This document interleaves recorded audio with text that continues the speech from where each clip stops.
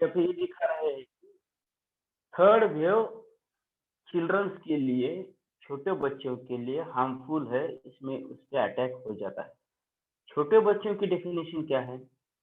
जो बच्चे खुद का केयर नहीं कर सकते, जो बच्चे हमें क्या हो रहा है ये उनको पता नहीं चलता, जो कि मेडिसिन और ये पूरी के ऊपर अपने पेरेंट्स के ऊपर डिपेंड रहते हैं। 8 टू 10 एज ग्रुप के बिलो के जो बच्चे हैं, ये उस डेफिनेशन में छोटे बच्चे हैं, बिलोंग करते हैं। आप तो किशोर अवस्था में 14 एज के बाद 18 तक जो अवस्था होती है वो किशोर अवस्था होती है, यंगस्टर से पहले आने वाली। तो आप उस कैटेगरी से बिलोंग करते हैं और दुनिया में अभी तक ऐसा कोई केस नहीं आया है जो 16 टू 18 एज ग्रुप के ऊपर अटैक किया इस वायरस ने, उसको हार्मफुल पहन हो गया। ये कहीं पर भी दिखाया गया नहीं है। ये मैं थोड़ा स्टडी और डिस्कशन के ऊपर मैं आपको ये आपसे शेयर कर रहा हूँ। तो इसका मतलब क्या है? तो at the age of 25 year every human being के बॉडी में जो सेल्स का प्रोडक्शन होता है, एवरी डे करोड़ में सेल न्यूली बॉर्न होते हैं at the age of 25 years, growing age होता है। तो अगर कोई वायरस, कोरोना हो और कुछ भी हो, वो उस ह्यूमन बॉडी के ऊपर अटैक करता है, तो ये newly generated crore of cells जो होते हैं उस वायरस को अटैक करने से, हमारे बॉडी को वीक करने से रोक देते हैं। तो देखिए स्टूडेंट्स, मेरे कहने का, मैं साइंटिफिक लेवल पे आपसे बात कर रहा हूँ और मेरे कहने का मतलब ये है कि ये वायरस आपका कुछ बिगाड़ने वाला नहीं है 16 टू 18 ईयर्स के बीच में। ये तो एट द 25 ईयर्स के बीच में कुछ नहीं होने वाला है। अगर इसका मतलब ये नहीं कि आपको कोरोना नहीं हो सकता, कोरोना हो सकता है। अभी दुनिया में ऐसा कोई ह्यूमन बीइंग नहीं बचा है जो ट्राइब्स छोड़कर जंगलों में रहने वाले, जिनका ह्यूमन बीइंग से कोई भी जिनका अभी, यहाँ तक अभी ये इंफॉर्मेशन टेक्नोलॉजी नहीं पहुंच गई है, बिजली नहीं पहुंची है, जो सार्वजनिक व्यवस्था, पब्लिक का ट्रांसपोर्टेशन है, जहाँ पे पब्लिक वाटर सप्लाई है, ये जहाँ तक पहुंचा है, वो सभी ह्यूमन बीइंग्स को कोरोना 1 to 2 टाइम्स होकर गया है।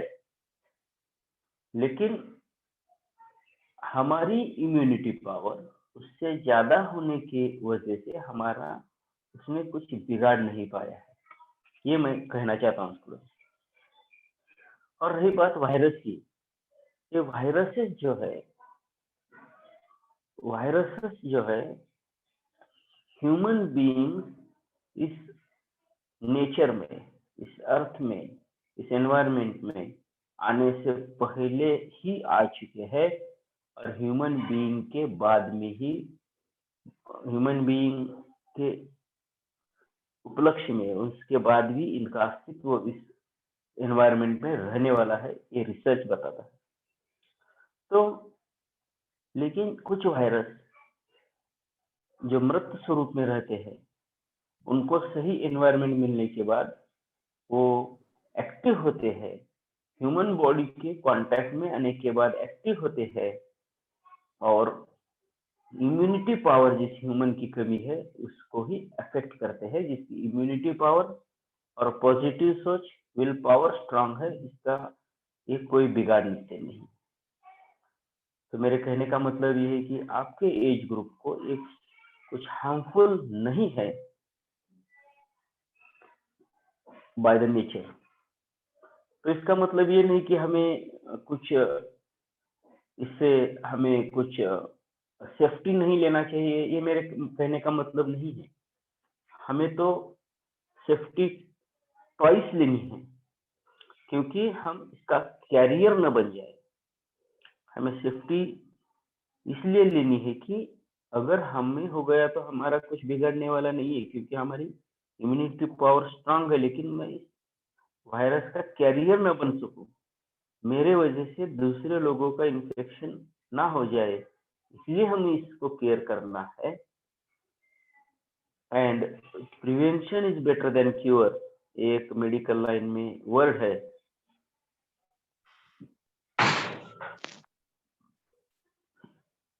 Prevention is better than cure. अगर कोई बात को हम उसकी सावधानी बरतते हैं तो वो चीज हो जाने से जो हार्मफुल होता है उससे बेटर होता है। तो हम प्रिवेंशन तो लेने वाले हैं। अभी प्राइवेट हॉस्पिटल्स में भी ये वैक्सीन उपलब्ध होने वाला है।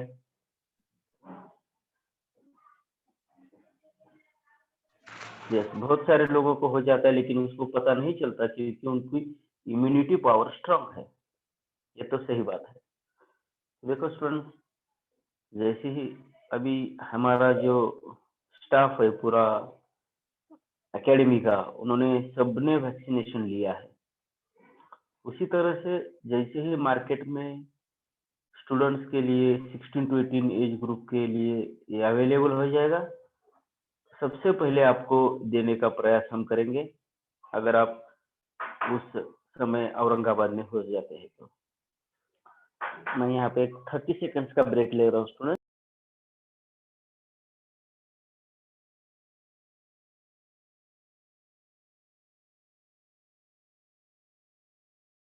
जा रहे हैं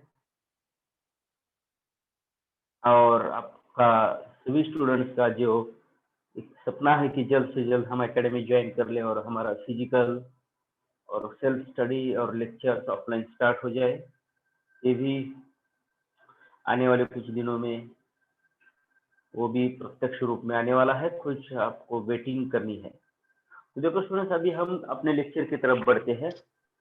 हम रिलेशन टॉपिक देख रहे थे, लेकिन मैंने कुछ स्टूडेंट्स को इवनिंग में डिस्कस किया, तो जो स्टूडेंट्स लेट ज्वाइन हुए हैं वो उसमें अभी कुछ डाउट्स है रिलेशंस को लेकर और एग्जाम्पल्स को लेकर। तो थोड़ा सा हम वेट करते हैं कि अभी ऑनलाइन वो सभी एग्जाम्पल लेने के बजाय जब एकेडमी ऑफलाइन स्टार्ट होगी, इस चैप्टर को हम एक्स्ट्रा लेक्चर में रिपीट करेंगे और आगे ले जाएंगे। तो हमारा जो टॉपिक चल रहा है basics and fundamentals of mathematics में, आज के इस लेक्चर में हम कुछ न्यू कंसेप्ट के बारे में डिस्कस करते हैं students. Basic concept of mensuration. Basic concept of mensuration में जैसे कि स्टूडेंट्स देखो यहाँ पे ट्रायंगल के बारे में हम डिस्कस करते हैं। बेसिक कंसेप्ट ऑफ मेंसुरेशन, ये मेंसुरेशन का एक बहुत ही इम्पोर्टेंट रोल होता है एनडीए के इस टॉपिक में। मेंसुरेशन एक अलग से टॉपिक है जिसमें area and volume related questions आते हैं, और एरिया एंड वॉल्यूम निकालने का मोर देन वन मेथड्स है। एरिया एंड वॉल्यूम आप ज्योमेट्रिकली निकालते थे 10th स्टैंडर्ड तक, अभी कैलकुलस का यूज करके भी हम एरिया एंड वॉल्यूम निकाल सकते हैं।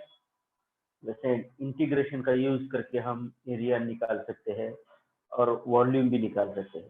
कैलकुलस में जो टॉपिक्स है लिमिट्स, डेरिवेटिव, इंटीग्रेशन, ये जो टॉपिक्स है कैलकुलस के, उसमें इंटीग्रेशन जो टॉपिक है उसका एक एप्लीकेशन है। इंटीग्रेशन के टॉपिक में हम एरिया एंड वॉल्यूम भी फाइंड आउट कर देते हैं स्टूडेंट। तो अभी हम ट्रायंगल के बारे में डिस्कस करते हैं।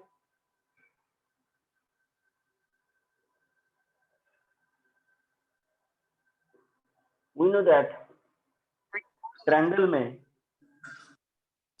sum of 3 angles is 180 degree. Sum of 3 angles of a triangle क्या होता है स्टूडेंट?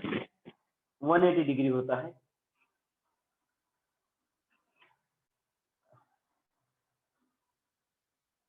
ये राइट एंगल ट्रायंगल है स्टूडेंट।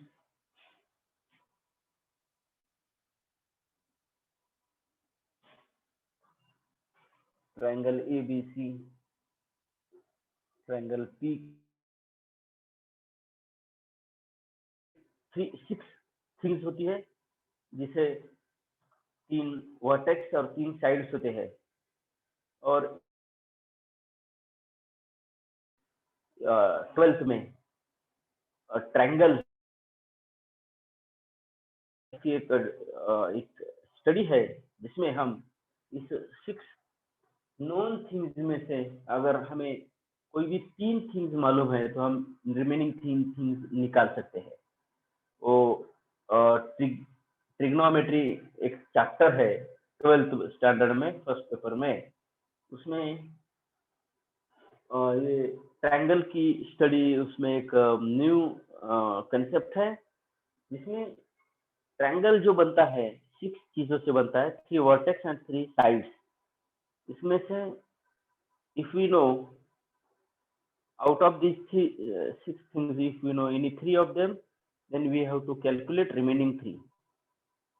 उसमें से 2 वर्टेक्स और एक साइड, या 2 साइड और एक वर्टेक्स अगर हमें मालूम होते हैं, तो रिमेनिंग हम निकाल सकते हैं। That is area of triangle. एक टॉपिक है ट्रिग्नोमेट्रिक फंक्शंस का, उसमें हम ये स्टडी करने वाले हैं। तो triangle sum of all angles is 180 degree.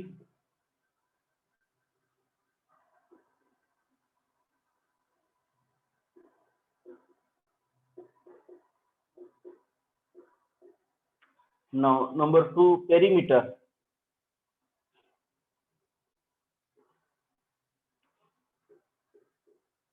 Perimeter triangle का होता है sum of all sides. Suppose angle A के अपोजिट साइड की लेंथ स्मॉल ए है, एंगल बी के अपोजिट साइड की लेंथ स्मॉल बी है, एंगल सी के अपोजिट साइड की लेंथ अगर स्मॉल सी है, तो पेरीमीटर ऑफ ट्रायंगल होता है सम ऑफ ऑल साइड्स।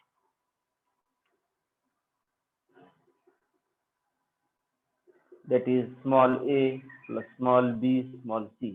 एक नोटेशन है स्टूडेंट, इफ पी है, वर्टेक्स पी है, तो उसके अपोजिट साइड की लेंथ जो है स्मॉल पी, वर्टेक्स क्यू के अपोजिट साइड की लेंथ स्मॉल क्यू, और वर्टेक्स आर के अपोजिट साइड की लेंथ स्मॉल आर से डिनोट करते हैं।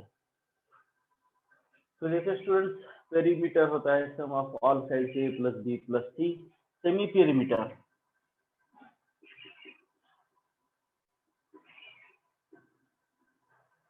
That is A plus B plus C upon 2। Semi perimeter of triangle होता है students A plus B plus C by 2। Now area of triangle, उसमें next point देखते हैं, area of triangle. Area of right angle triangle जो होता है half height into base.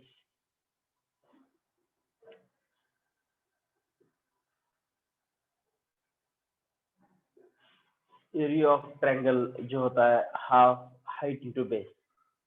Area of scalene triangle, triangle के 3 type होते हैं, वैसे तो बहुत सारे टाइप है। तो yes, Heron's formula, yes yes, very nice.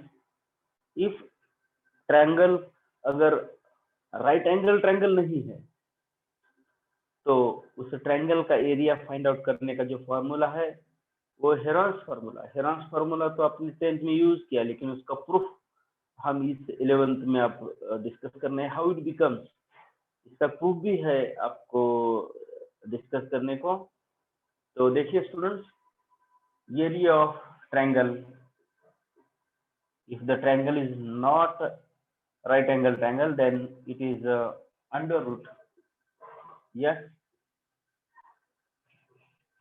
yes means semi perimeter होता है, और पेरीमीटर ट्वाइस एस से डिनोट करते हैं। देखो student,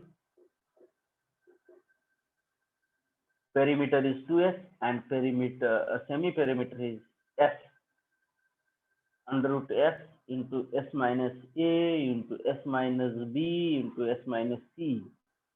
This is semi area of triangle through the Heron's formula.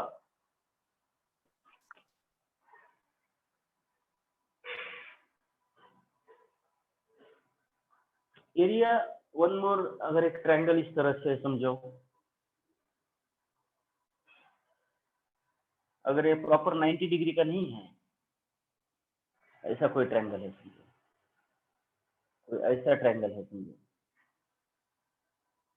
ऐसा ट्रायंगल है,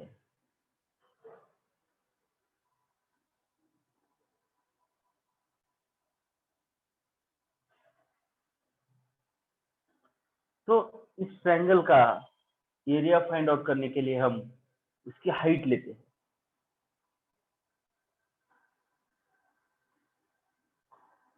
Height, we call it as the altitude of triangle. What do you mean by altitude? The height of a triangle.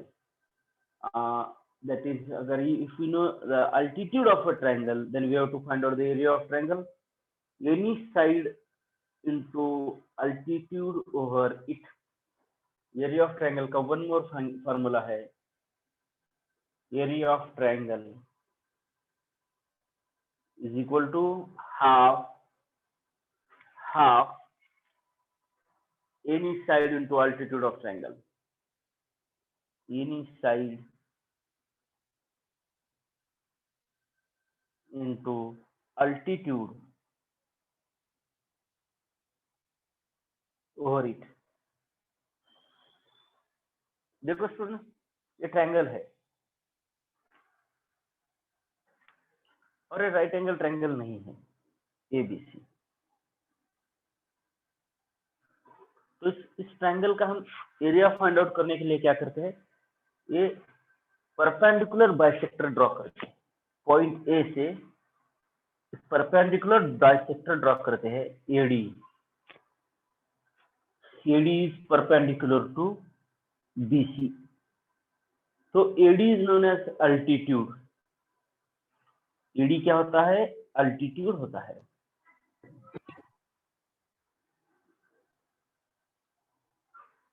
Altitude of triangle. It is altitude of triangle. In this case, area of triangle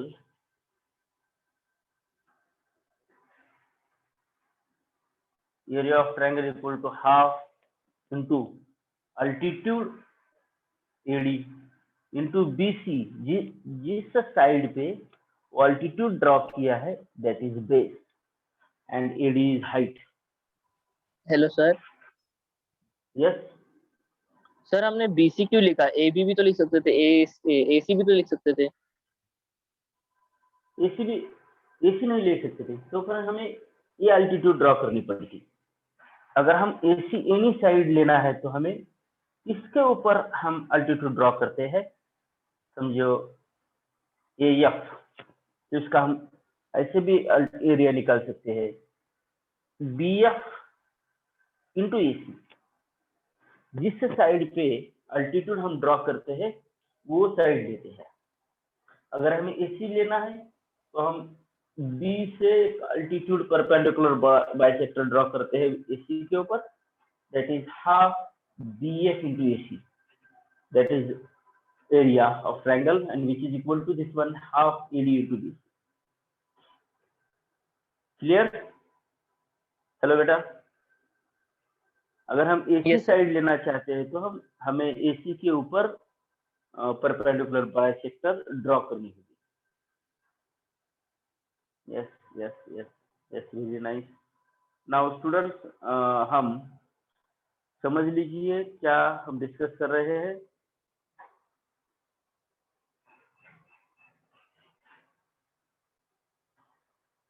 area of triangle formed between two same parallel lines on the same base is same.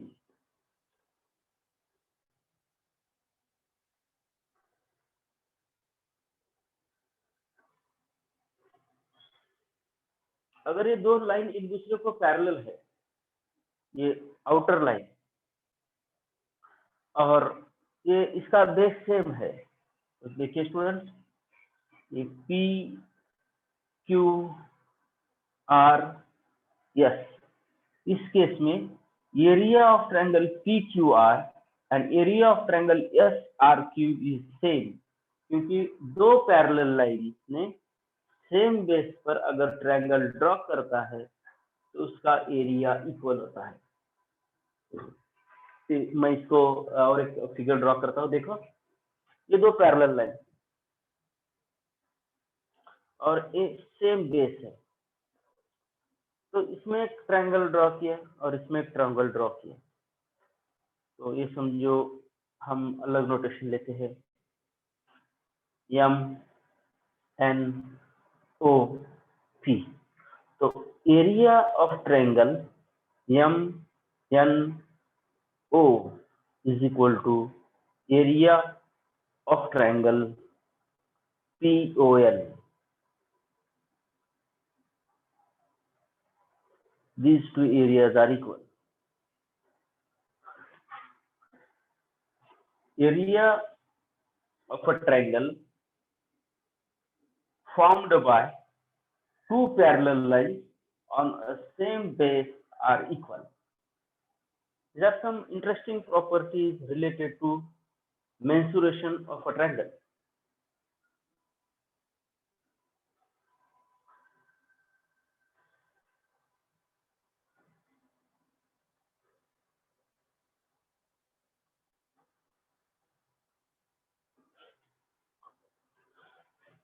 तो इसका screenshot लीजिए students, थोड़ा सा fastly, तो हम आगे बढ़ते हैं। Yes,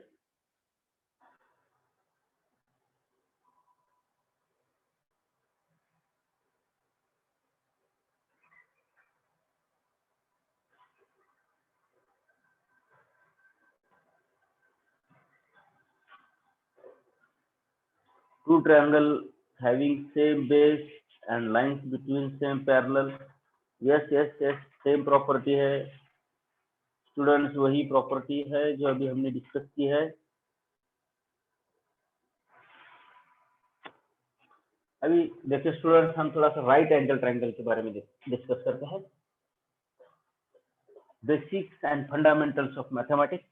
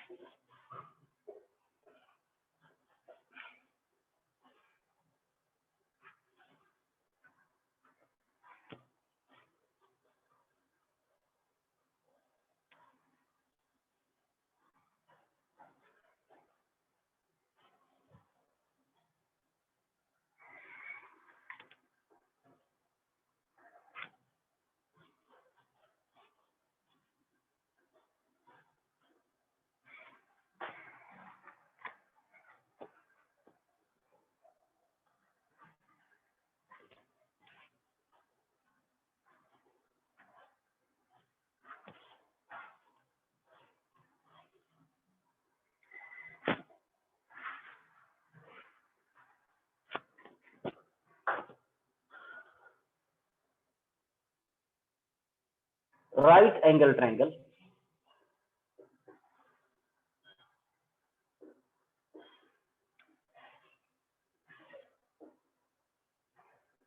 right angle triangle. देखो स्टूडेंट्स, राइट एंगल ट्रायंगल है जिसमें ये हाइपोटेनस है 90 डिग्री के अपोजिट साइड के, ये पी है और ये बी है। तो राइट एंगल ट्रायंगल में Pythagoras theorem, you all well known about that.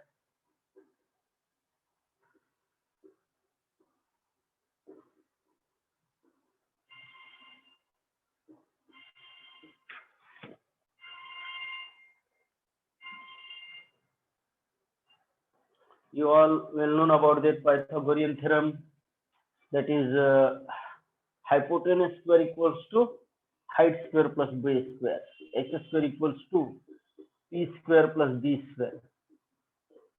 This is one property of Pythagoras theorem. H square equals to p square plus b square and area equals to half p into b. This is right angle triangle के area के बारे में हम discuss कर रहे हैं student. Now we discuss about the isosceles triangle. Two sides are equal, hence angles are equal. Third, इसमें third point है isosceles triangle.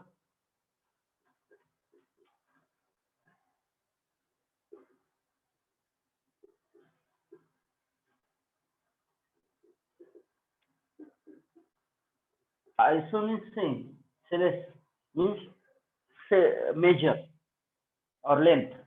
Two sides are equal, hence two angles are equal.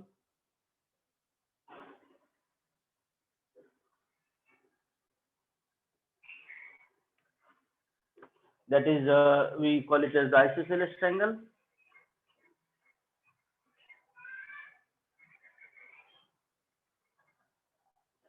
We call it as, which हम draw कर सकते हैं. AB and AC equal है. AB equal to AC है, तो AB का अपोजिट एंगल C होता है और AC का अपोजिट एंगल B होता है. तो angle B equal to angle C, angle B equal to angle C. Now equilateral triangle, all sides are equal.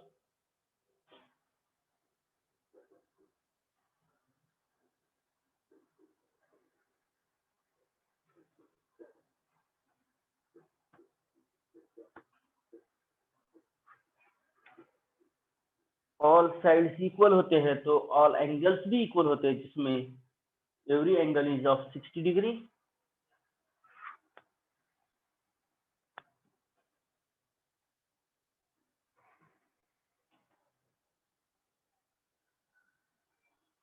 All sides are equal, hence all angles are equal, and height of this equilateral triangle is root 3/2a. Equilateral means all sides equal होते हैं. Suppose सभी की length P है, तो h height equals to root 3/2 times any side, length of any side. That is height of equilateral triangle, and area of equilateral triangle is half into root. इसमें area निकालने के लिए हम अगर हेरॉन्स फॉर्मूला यूज करेंगे ना. Yes, Heron's use कर सकते हैं. इसमें एरिया निकालने के लिए पहले हाइट निकाल के हाफ बेस इंटू हाइट भी कर सकते हैं, h इंटू बी. और हेरॉन्स फार्मूला अगर यूज करते हैं तो इसमें root 3/2 times A, that is root 3/4 a square. इसमें रूट 3/4 इंटू साइड स्क्वायर, ये भी फॉर्मूला है इसमें.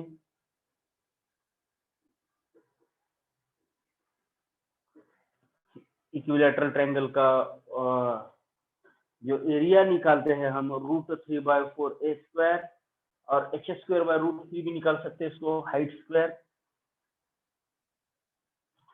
इसको हम height square upon root 3b इसे हम निकाल सकते हैं. ओके,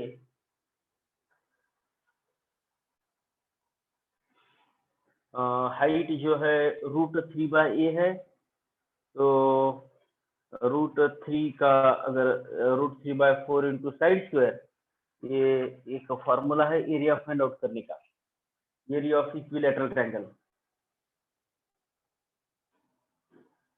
जिसमें all sides and all angles are equal. इसमें इससे ज्यादा और कुछ प्रॉपर्टी हो सकते हैं, जैसे हम इंट्रोडक्शन, बेसिक्स एंड फंडामेंटल्स ले रहे हैं. इसमें आर.डी. शर्मा और एनी बेसिक कंसेप्ट्स वाली आप अगर बुक है तो उसमें और भी इसके कुछ स्पेशल प्रॉपर्टीज हम इसको देखने की स्टडी करने के लिए मिल सकते हैं.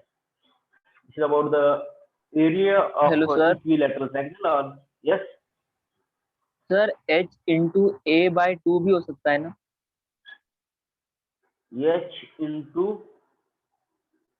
a/2 a/2 yes, h into a by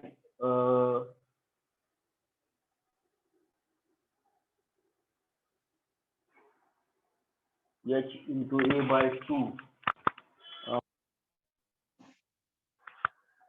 h square by √3 ये भी हो सकता है।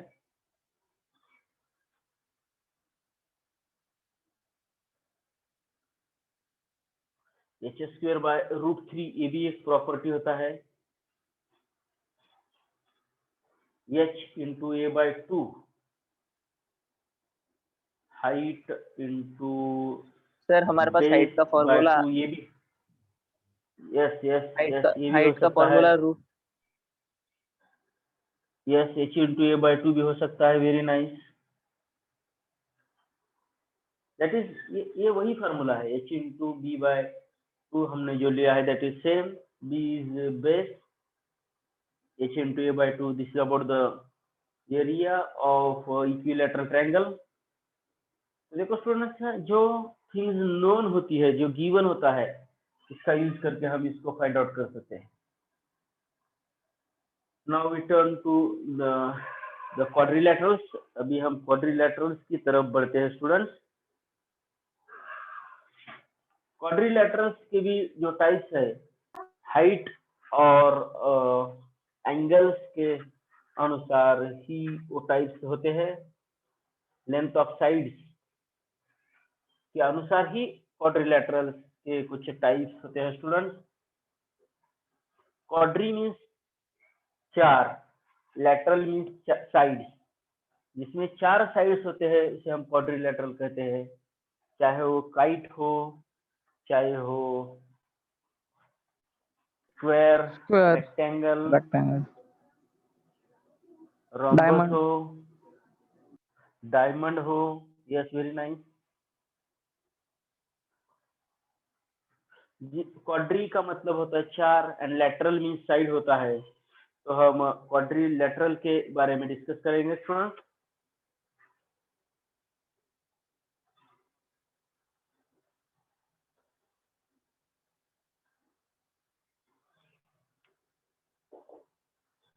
Quadrilateral, sum of all angles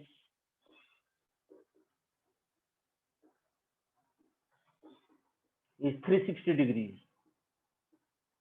quadrilateral के सभी एंगल्स की जो सम होती है वो 360 डिग्री होती है स्टूडेंट्स। ट्रेपेजियम इज वन मोर, जिसमें 2 साइड्स पैरेलल होते हैं और 2 साइड्स इंटरसेक्टिंग नॉन पैरेलल होते हैं।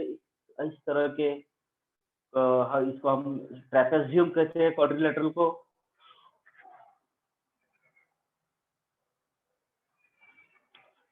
एक क्वाड्रिलैटरल समझो स्टूडेंट्स इस तरह का, जिसमें ऑल साइड्स आर डिफरेंट हैं।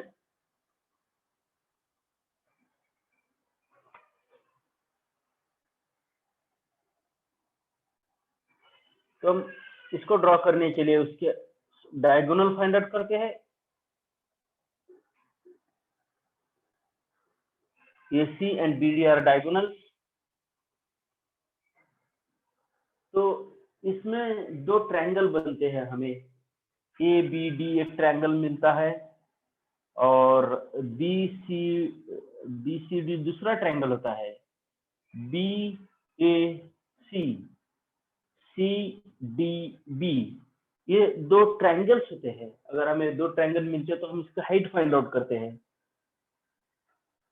इसमें इस हाइट फाइंड आउट करने के लिए हम एक परपेंडिकुलर बाइसेक्टर ड्रॉ करते हैं उस ट्रायंगल के ऊपर। सर नया पॉइंट ले देना A2। यस यस सर एक नया पॉइंट ले देना A2 D या कुछ। ए से डी कर एक परपेंडिकुलर ड्रॉ कर सकते हैं, दैट इज अल्टीट्यूड होता है ये। और बी से एक अल्टीट्यूड ड्रॉ कर सकते हैं हम इसके ऊपर। तो ये 2 अल्टीट्यूड अगर हमारे पास है तो एरिया इक्वल्स टू, जिस ये जो BD डायगोनल के ऊपर हमने दोनों परपेंडिकुलर ड्रॉ किए हैं, तो area equals to half BD into H1 plus H2. BD into H1 plus H2. BD क्या है? कॉमन डायगोनल है और H1 मीन्स ये BD into H1 plus H2. समझो इसकी हाइट H1 है और इस सेकंड डायगोनल की हाइट H2 है, अल्टीट्यूड की A, P and C, Q are altitudes. AP की लेंथ H1 है, BQ की लेंथ H2 है, तो area of such type of quadrilateral is half BD into H1 plus H2. जिस diagonal के ऊपर हम दोनों भी अल्टीट्यूड सेम डायगोनल पे ड्रॉ करने के बाद area of this quadrilateral is half BD into H1 plus H2. That is sum of areas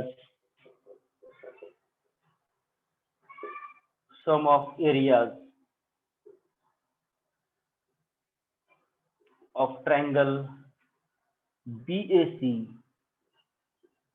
plus triangle BAC and CDB.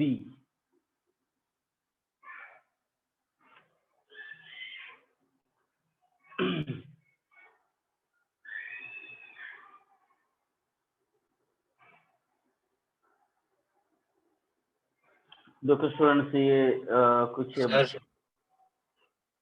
Sir yes किसका एरिया निकल रहे हैं?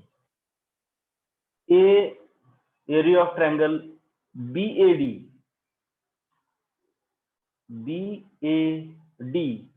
प्लस BCD, ये सही है, BCDB. हम इस क्वाड्रिलेटरल का एरिया निकाल रहे हैं, area of quadrilateral ABCD, area of quadrilateral ABCD. तो नेक्स्ट है स्टूडेंट्स, नेक्स्ट क्वाड्रिलेटरल है पैरेललोग्राम. ये अगर हम गिवन क्वाड्रिलेटरल किस तरह से है, if we not know whether it is a parallelogram, whether it is rhombus, rectangle, square, then we use this general formula to find the area of any quadrilateral. Now, if you know the given quadrilateral is a parallelogram,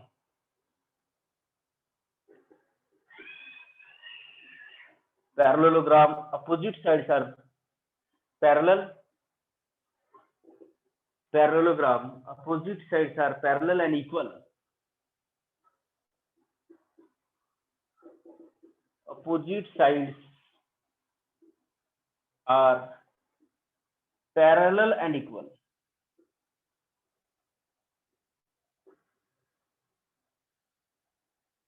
Opposite sides of a quadrilateral are equal. That is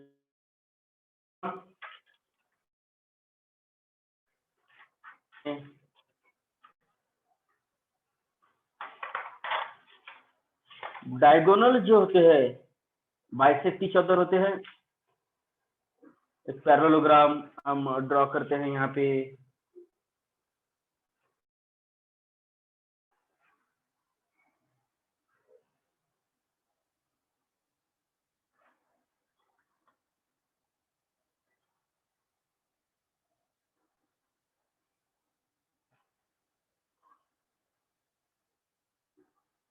A, B, C, D.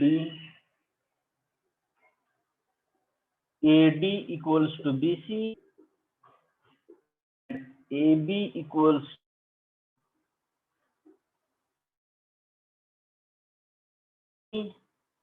and angle B is equal to angle D.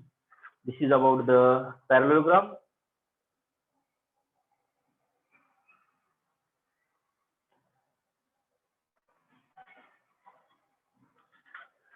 Diagonals of a parallelogram bisect each other.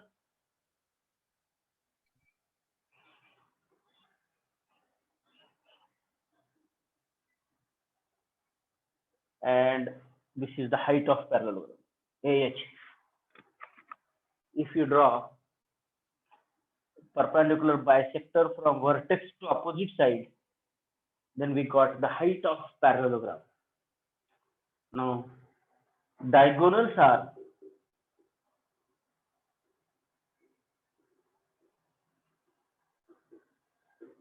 bisect each other. कुछ सम इस interesting property है इसमें,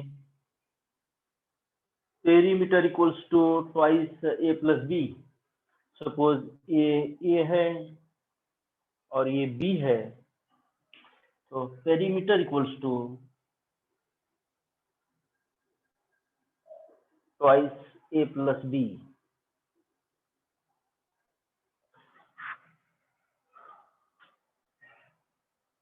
Now area equals to any area is equal to AH. Means जिस side के ऊपर हम perpendicular bisector draw करते हैं, उस समझो हमने ए से इस बीसी के ऊपर परपेंडिकुलर ड्रॉ की, तो बीसी की लेंथ ए और ये height H, that is area of parallelogram, A into H. Area of parallelogram, area A into H. Also, if अगर एक parallelogram है, one more property इसकी एरिया फाइंड आउट करने के लिए जो यूजफुल होंगी, जिसमें अगर हम यहाँ पे परपेंडिकुलर ड्रॉ कर,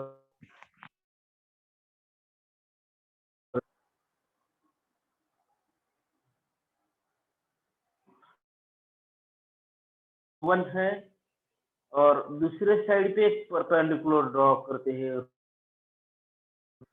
इसके इस साइड पे परपेंडिकुलर ड्रॉ करते हैं,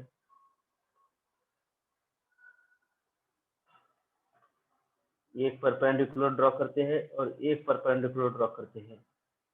इसका रो वन नोटेशन है, row one row two is also notation. इसको आप P1 P2 कंसीडर कर सकते हैं. रो वन रो टू एक नोटेशन है और उन दोनों के बीच में का एंगल अगर साइन थीटा है, तो area equal to rho one into rho two upon sine theta. This is one more formula for area of parallelogram. Rho 1 Rho 2 is just notation. आप इसको P1 P2 भी दिखा सकते हैं, Q1 Q2 दिखा सकते हैं. The product of lengths of perpendicular bisector और opposite side, ये जो दो अनइक्वल साइड्स है, उनके ऊपर अगर परपेंडिकुलर ड्रॉ करते हैं और उन दोनों के बीच में, तो अगर हमें we know the angle between them, अगर ये एंगल अगर हमें नोन है, तो हम इस फॉर्मूला का यूज करके भी एरिया फाइंड आउट करते हैं.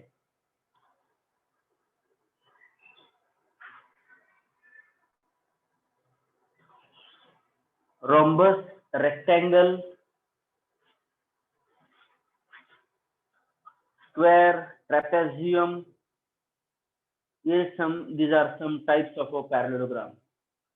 रोम्बस भी एक पैरेललोग्राम होता है, रेक्टेंगल पैरेललोग्राम होता है, स्क्वायर पैरेललोग्राम होता है स्टूडेंट, और ट्रेपेजियम भी पैरेललोग्राम होता है, जिसमें अपोजिट साइड से इक्वल एंड पैरेलल होते हैं, चाहे वन पेयर या टू पेयर हो, उसे हम पैरेललोग्राम भी call it is the parallelogram.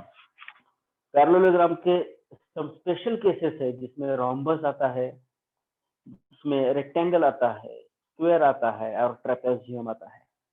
तो उसी के बारे में हम डिस्कस करेंगे. Types of parallelogram, some special cases of parallelogram.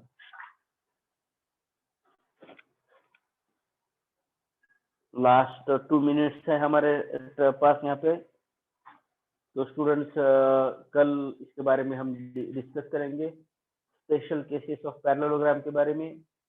तो मैं आपको ये कहना चाहता हूँ कि आने वाले वीक में हमारी एकेडमी स्टार्ट हो सकती है आप अपनी तैयारी करना है। और दूसरी एक बात मैं आपको ये बता रहा हूँ, जो भी आपको लिस्ट दी जाएगी, कुछ जो चीज़ें आपको साथ में लानी है, उसमें ज़्यादा परचेसिंग नहीं करना है। क्योंकि क्या करते हैं स्टूडेंट्स, हमारा कुछ ऐसा अनुभव है, जैसे ही हम स्टूडेंट को लिस्ट देते हैं कि ये सब चीज़ें आपको चाहिए, तो स्टूडेंट्स काफ़ी